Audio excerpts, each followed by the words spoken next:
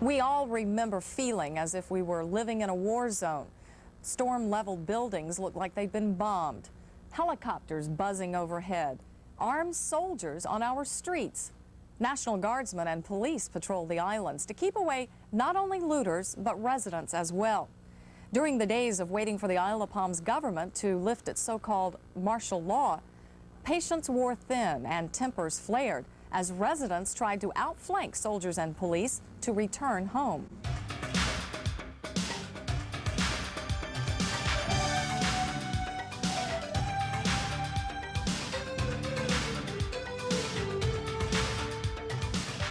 The plan was for us to go to my sister's house in Columbia. So I started that, and unknown to me, they pulled off at Ashley Phosphate Road and got a motel room. Well, wait, I got to tell you, you know how bad the traffic was.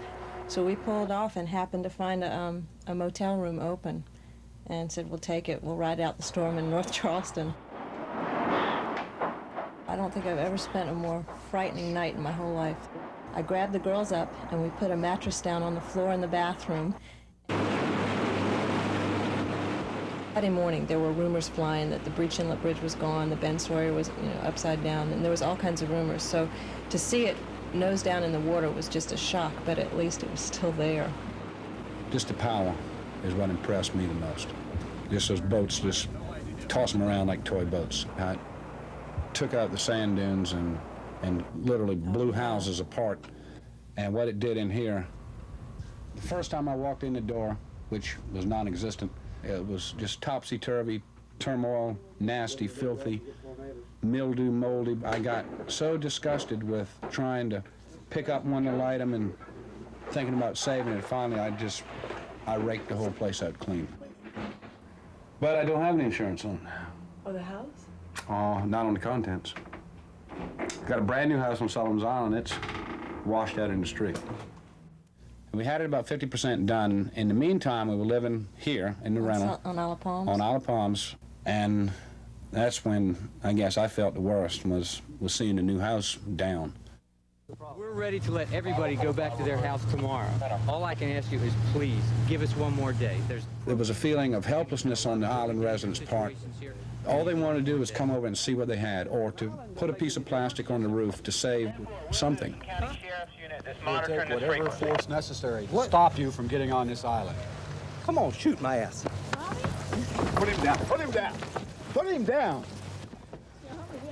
All we did is what we were told to do, keep people off the island. He'd been forewarned and got what was coming to him. The reason that Mayor Bunch had the people stay off the island was number one and foremost was safety.